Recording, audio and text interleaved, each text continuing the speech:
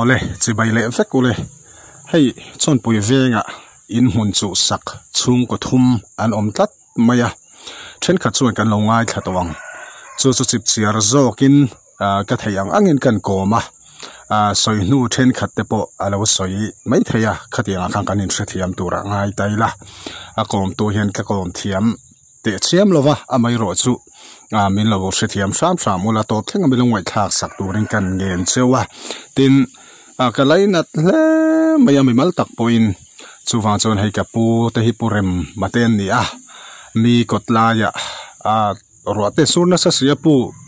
entin nge tom hulna te kotlai fel mai in ria kan ni chuanin kan tia mi varanda te kan tlan lut mai zel antia no naw te ponom ve boka chunga chu chip chiar zokin ton huna hian kan ngai thladon ani an nu ta phei chon bai dong hle maya an ma ni lo leina do tu mai pakhat hianin ZPM unit an veng chon poi ZPM unit a hruai tu te han biak pui ringot don ani ti nga inan khathot lowani ni har sa ve te an ni chuwang chon chutiang din huna ding ten ni awang chuan ton huna hian chu an din huna ni kan ngai thladon ani engpo ni se atop thlenga milong wai thak sak turin ngai thla te karon ngen tak meu se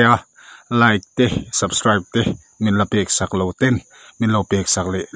liam tur chewin karon ngen vele bok chewni ngai thlang ni zana mi ko khan on thak chew ni min chun khani to zo ka ani tak chu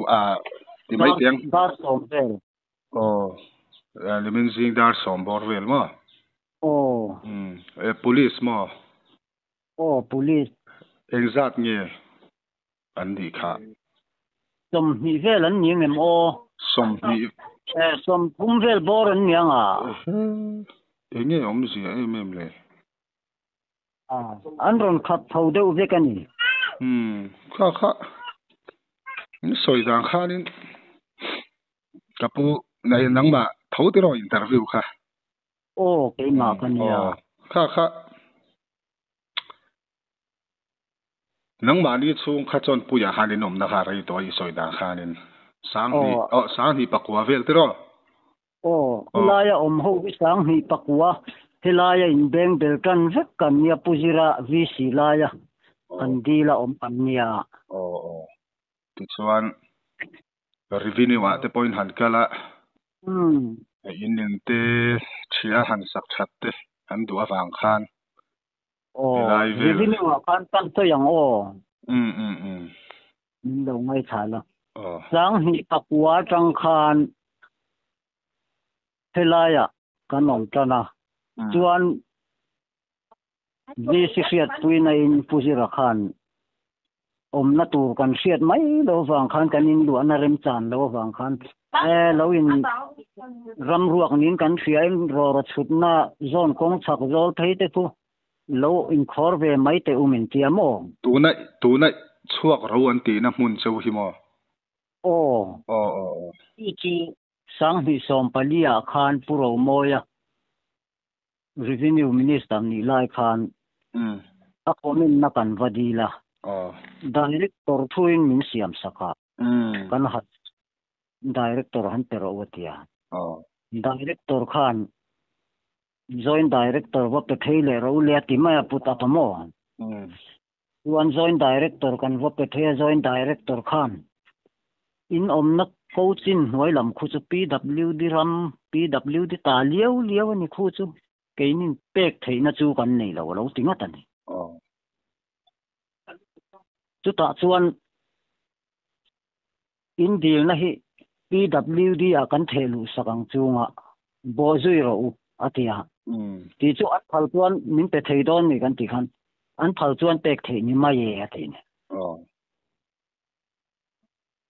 chuan PWD a min thon lu ta PWD a po khan khapui chung deu te ni ve to achang tu minister te po siat puina la zel te ang kan pia pu than zara hun lai niamo kan han kal le kan han mulian ni po chuan puro moya komen na hi kasia mani ve mai ki ka to ma ka sa na to mai ya tom ve mai chuan engineer in chief wa pe thei ro tia PWD engineer in building a kha ka lo ngai thato mo ti chuan ni thum vel kan en vega lo ti ta te ro ti chuan kan lo bi tiang se nge tia an ti ta chuan an huwa kan han bo zui le chuan khulai chu join inspection ne ngai ni khon atiamo chief engineer athua order te po pe khamaya chief engineer han jukala hey join inspection nei turina ti ni SE atanga thlengin tla turina ti atimaya nin pon chief engineer kan ta khanin join inspection chu anron nei ta join inspection anron nei khanin kan lo seya kan har sat ziate sak that kan ngai to ziate kan lo then ve an khongai na kan lo dil ve tak meu boka ni an khongai ve ta chunyang chu roadside area tin tur te min siam fel puyamo aba khitu hein khosak theina la omalom anti ve maya kan siam sak mai donan lo mi atia puto na khan kan AC bula khan ni maye ve maya puni ngai ro chuan ngoro lat uluk de usek te ang atia revenue director karon tir khadona ni hi khatlik lo ma kula aron en ti anno nanga ta enanga ama ngei lo kal sela chuan ka sia manga ti ta ni chuan revenue director khatuk tuk level ni ka sia ron kal ta mo kan lo zo ta ni coachin hnuai lam he chu PWD thu ni ke ni tek na chu kan nei an ni nan tal chuan tek thei ni ma ye ati ve ma ya chu ke ni pon kan ring to ka PWD berina revenue ina min thelu saka PWD na khatiang khopa join inspection ne ya ron che na chu NOC thatakin min siam sakani tura kan ngai maya LSC chu keini pek thei chu ni lowa NOC hi kan siam sak thei chuwa alo tia puto na po khan mo NOC kan siam sakang chunga kan thelu thak sak leng chunga bo zui mai don nya ti maya chuan joint director revenue wa khana lu thale ta director khalo office alo chu man to wang khan khuta hnuaya pe khato mai ro jute mai ro atia piding pui nin ka sia kan file lu top na hi hello chu piding pui khan kha kan thelu nu kan han bo zui le a in file hi PWD a kan thon le ti khan mi lo sila chu takamo pin kan han bo zui a ke ni tek chuan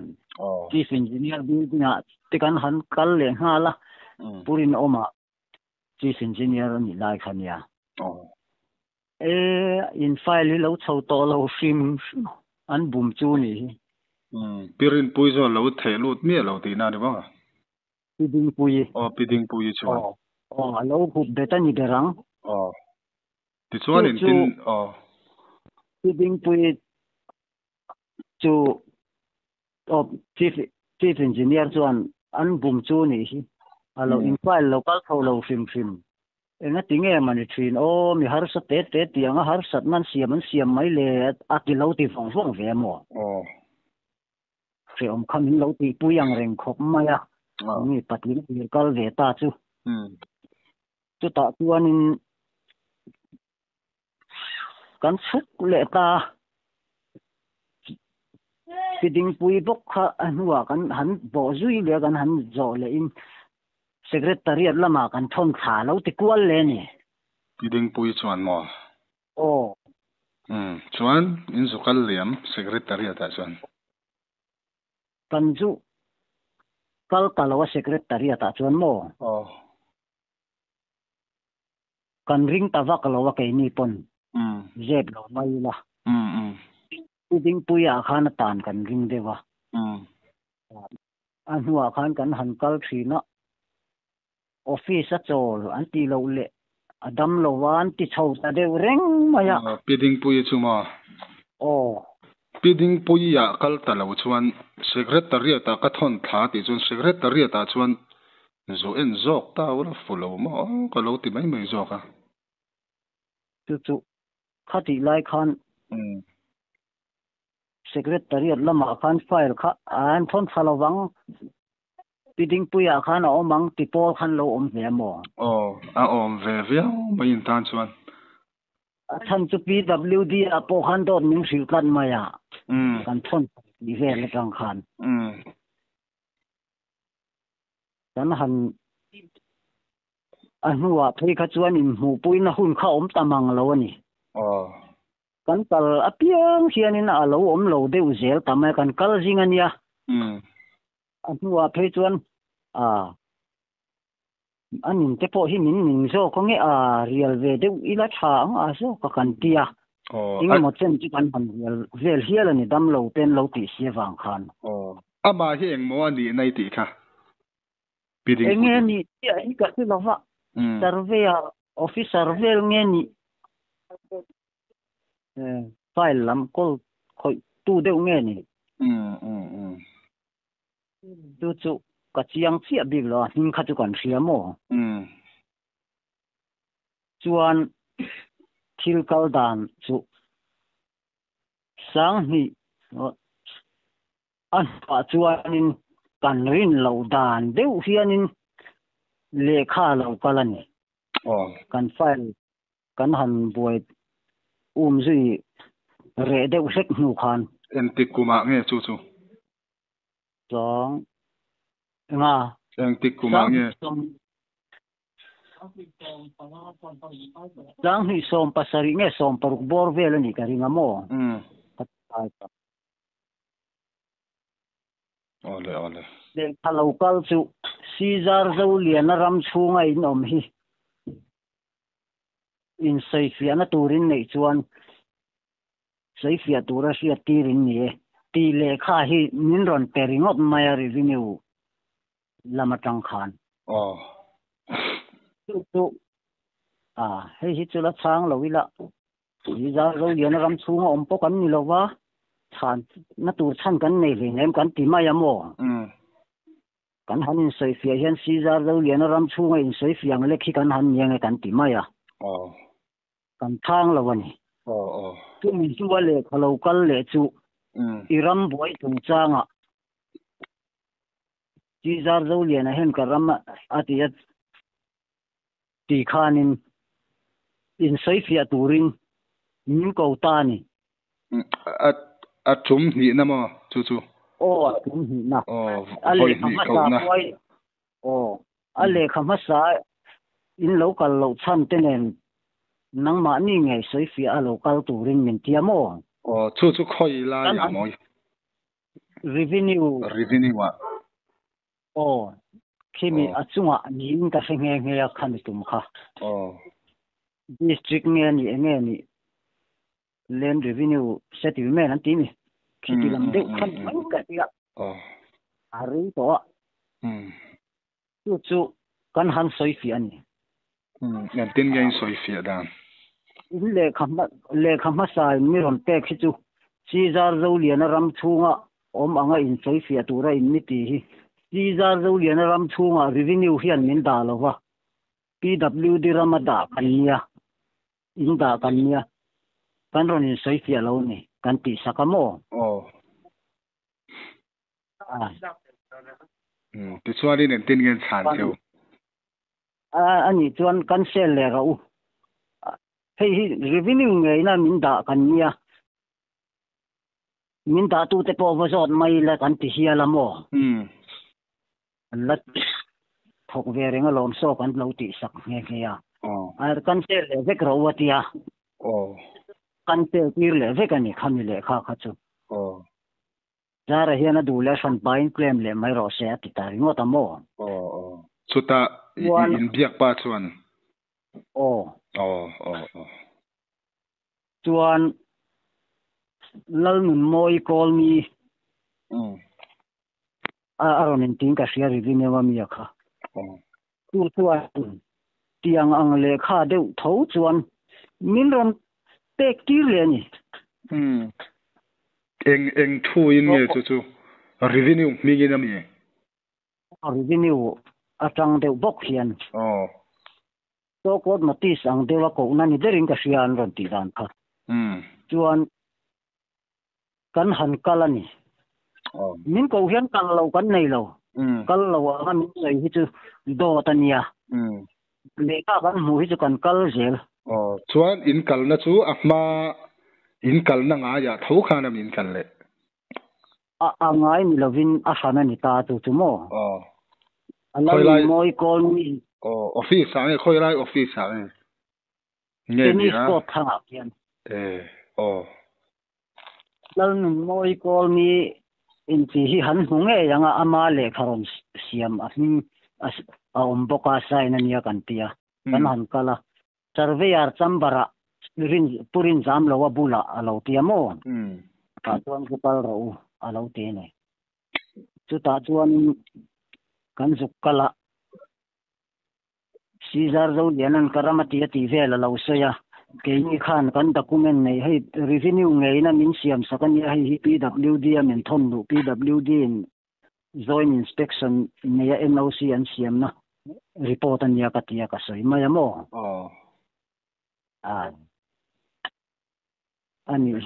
hi nang ni chu PWD tang chuan in nei ate khami lo tia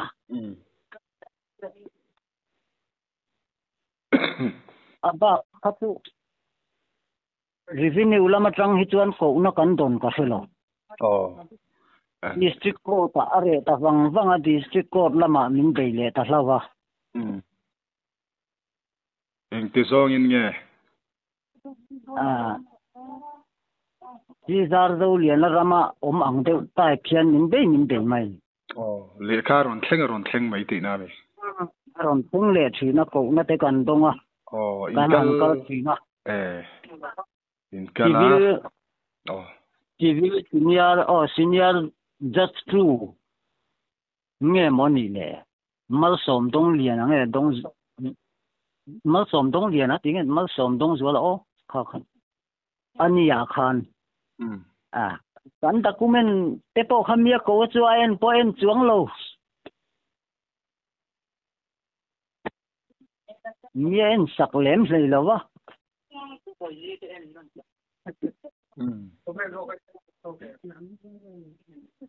mie lo du sak vak lo chun yang karing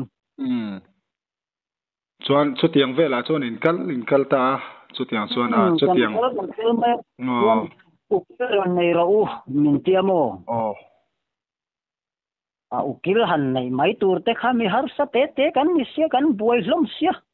poisa nei lo ten khan kan mai thei lo ani ne fiat te po kha kan nei thavak si lo wa ya ten kha tu nei lo din ta na oma kha te kha nuwa chu kan han nei ve ta sama pu victora bong ko na mi so kan han manga bong kon chal tlang rot ho na sonia mo victor la le mo e so kan han fiat chun kha kan han mang ve maya chumi in man chumi lock in mo pu chumi in man ve thei ta kum chu pu victora in man ve chau kum ma chu en ti kum vel nge tun thai nge ni ya sang hi som hi vel nge man le ani chu ma de ni kon ai in sat lawang covid len thau kan vel lai khania mo kan han manga akan ukil la khanin tu mal som dong zola senior civil that 3 le 3 khan kwal nge ni khang lai khan chumi bula chuan avading ve thin chun yang kan document hi min en sak du lova atia content la hi expert date version min ko maya thiam lo min chan tir deuh ti zel ma ya tiamo bu Victor a chuan mo ali chu mo kan document min en sak du tlat lowa min en sak du ni se chuan an fe thiam ve mai tur atia a buai sak khati fi khop maya thei to phe chu ve lo tu nin ka fe chuang lowa ama po hian yang tu kan hun tong dan kha ni chhota thiam lo min ron tum tir zeu zewa ti khanin a chuak tura order te anua phei kha chuan min ron tiam sak ta deu maya an ti zong in vai va kon outpost a khan zara te lam khan FIR an thelu ta ko tan han chak deu khan mo chu en tik kum nge chu mi sang hi song ni bor thau chu ti lo sang hi tom ni pathum bor thau ve nge Ikil chu ni ka vai va kon outpost a khan min ko wa vai va kon OC khan constable pakhat thiron tira hei ko ta chang in chak lo deuh nge ni in chak lo rang chu ni mayanga order lo chuak tura ti na order mang tunge a I chu min ron te ya eng pon ni che chuak tura chung ko tianga cheng ve to hun re tak lo om to in ni ve mel sia ani nor pu te cho se om kan tia ale lampo kan ko wa nang ni po ron kalu la soi ho te ang u aron tia mo hate kian min ron silani chuan kan zuk kala kan vain hei ko ta chuak tura order in nia antia min lo sila kan om tang dan ka sei chakta kulaya sang hi pakwa tang dai to khan kan om to sang hi som palia revenue te kan di la PWD ram min ti saka PWD point NOC joint inspection ne NOC te min chiam sak kan nia revenue in PWD nan phal chuan tek thei ni ma ye an tia wanga ke ni po nei chun in vok ni kan nia tatia thil ni ban ka soi rek mai ni tu ta chuanin case ayo nge ni khan pujara po kha zo ta mo ka pu thil ka lo zot lo kong che lo ngoi ve lo ko la tia hei anni hi chang hi pakua dai to train khula ya khuan an om to tu ta po sang hi som pali a revenue wan di la PWD ram man ti saka PWD pon joint inspection ni main man lo lak sak to ani a chu po chu hei an document chu om ve renga enga tinge sang hi pakua nom hian ni raman ni te chuan isu khil mai lo atita soi tur kha chu hebi gwak lo ning ka sia in om ve fat ka chu chuan angoi ve wang mo ta khanin in veng wai me tele local council te nan du lo chuwa mi ti tamaya chu tiang chu kan veng wai me le local council kon chual na po chu ka se chuang lo ke pom tiang min lo eng lo mai do na mani le ka tia ka ri ru te khan se om ka tiang reng phok na mi te hi kan lom zo lo kan chong tam te kan thiam lo tiang min lo ti mai kha se om po ka tiang reng khop maya ke pon ti chuan chu ta tang chuanin a in hawa in boru ka dai chho a in re do wang ti na o chi khanin ti hian ron ti ta ngoi to mai teu atia khesai kha ti hian thon chote ati sakta in le kha po kan pe an mu ma se an chuak du lo ti saklangin tin police te hi action la tu tur kan ni lo fa ven buaina tu pala ven himna keng tu tur kan nia adik che tu wangin ko tin adu danin rel mala le mero set ti kha la le mai ro ti kha thon chho mai ro ti ta to pa mo aku ta siru ta ya oc thei kha chuang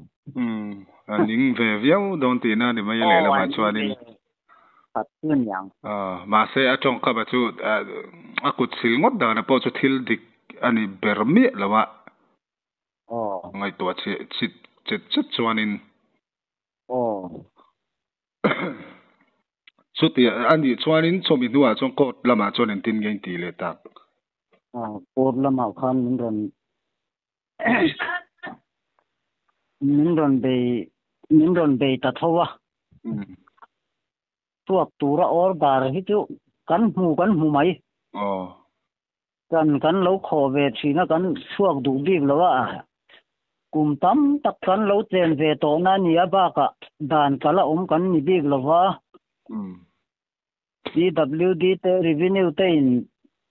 pek thei an tia wanga kan ni ve kan tia mo adik chialom an ni berina athunei tu berina an pek to tin PWD lampang poina inspection hial daya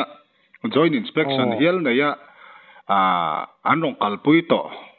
eng ma soi buayom lo kha chu eng ma soi buayom box si lo kha chu a clear ni maya a traffic ti na ni maya tiro in mayom tak ya chu tin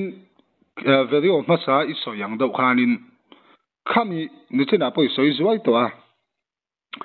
khami sang ni le pakwa malama khan pusi zarzo liana hian aramani thute engma soi thom a ngai lovani ti khai soi khama tin aramani chuan tin takamo signboard te mo enge mo te po khia tirna te mo po ada turani mo agriculture director pension hial chuan chu tiang chuan aram chu aizol khatilai chung vela phei chuanin angai poimo em tur hi ni rengot mai ni chu ta karil ro om ta chu arom lo kan lo chong sual pal thaya amai ro chu he tilaya piding poi ti kha te nen po khanin entine mo tak te po thil om thei te po lo ni ve le la ma chona ome kan ti na di lovin tu wa chon tun na ye thil ron thar tho vaka kha ti enge mo achul mi lo mani ani na taka chuan thil kal dan tur le thil ni dan turan lo sum sima ti chuan ani le tun na ya police som thum rolvel an ron kal ma hian siat tir na indongem tunan ron kal ma hian mo nimin an ron kal ta dar som vela en tin tak nei indon in thia sak tura order mi de berlo mani an ron order dan hi le kha le kha vel te kha le kha ami lo thleng le kha chu in bul na ya han chiar mai thai tur te no mem man lo mi karon thon don te mi ai ti khan lo chiar lok te pu ni la bal te hui lai bang ngồi ở bộ vậy lâu lóc có rất nhiều khác lắm như thế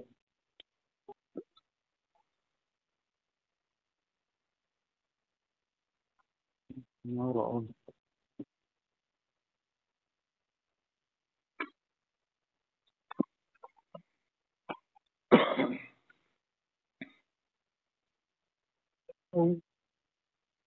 tôi nói không này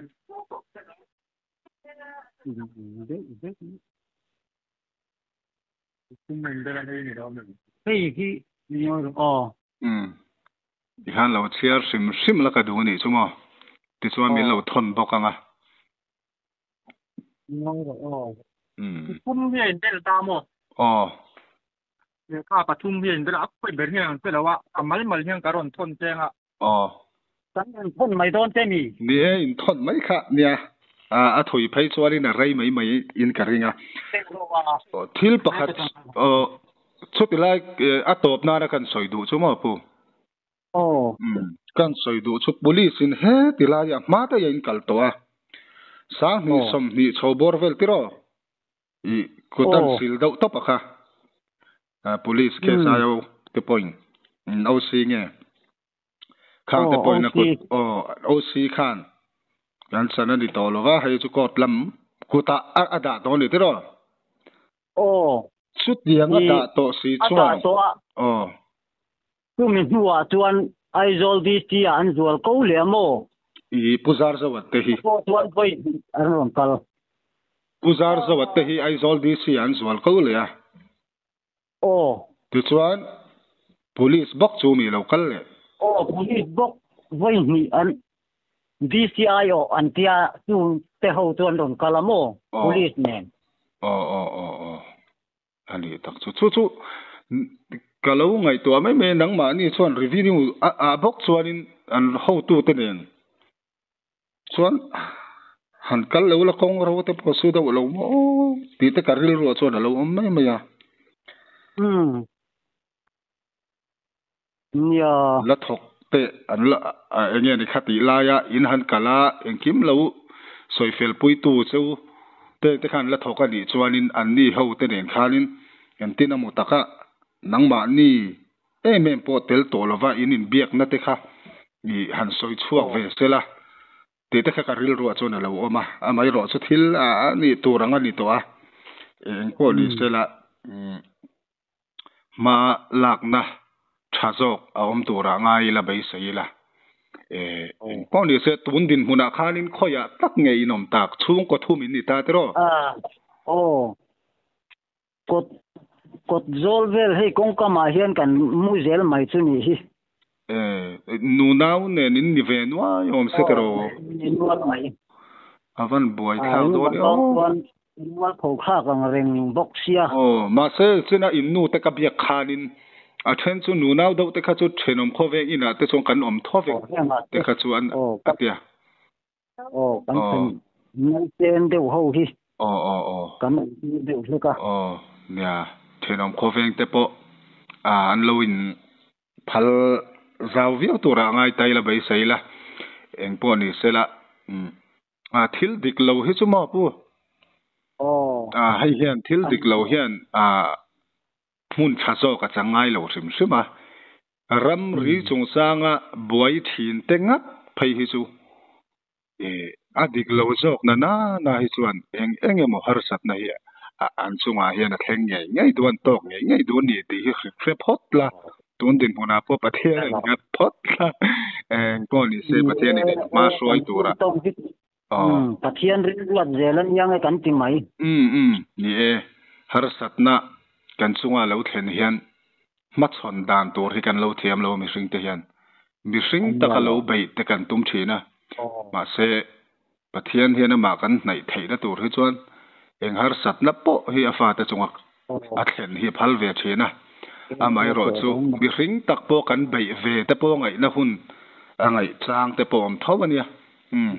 kha kanin siam rem thiam te po angai hle chu wa chu pathian lama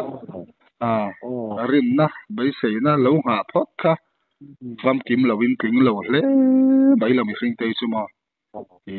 fel lo chung po lo in na ve phot kha tura than chuan kan ti tura ngai photila kha nu te lam pang po ZPM unit tro president anhan kalania in po ni se chief minister ko ranu pa kan nei in po ni se la en ke ma thal zel tura ngai phot ma yang tro chona top nan pu enge mo hei top kan lo suana sa venia ni eng po ni se a top nan enge mo han soidu ang chi te ina yan ni chuan han soi na hun te kha an bang la lo wa ni chuan kha kha chui thu ni mai hetiang din hun kan ton ta ka chuanin a hreom viawa hreom chu amaro chu kan dik na chan ro na hi chu hreom me ngang ma se kan tuar del ma kan tuar chuak che kang chu ti hi kanin nga na ni mai tik zok na chu ading changzel tora ngai ila tor atol poi kan tuar veka ti thei va kom lawa kan video te video ma sa te po ai mi nuai fe khan nen to ti kha ka muan react do nuai boka chen khat khanin eng po ni se hun rem chang dang le thu thar jok te kan hrezel tura ngai te le nu te lo ho lam po chu eng thu gen ron hon ti te po kha zanin lama kanin sil siat le tura ngai photang o pu chuan zanin kaya te khoyang e choi nai don hei kan naute le lampanga hi CW duram da ve thau chun nia lal lian thanga o si adar sian da hi kan nia mo revenue hian an ni itu action an la lem lowa ta hianin cho te e rong te hi chu an han bol le lop ve thina hau tak deu ani chu ruate sur na sa sia khatilai ko 12 vel mai in ria phai chuan ava boi tha duam ve om khop mai hi chuan varam da lai a hen kan tom khom chu ni mai thil tam tak ti thei nei cha kong pathian kan tor hi aphala niang e zoka ne yorna kan zoka niang e nia eng police pathian ko ta hanin ngat phot mai tiang eng po ni se pu kan du tok phot mai don mi ti ro ole ni kan thamwana lo mam nge mai kan pha kang to hin kanin khamon ton zel don le ole ani choi tui phot du ole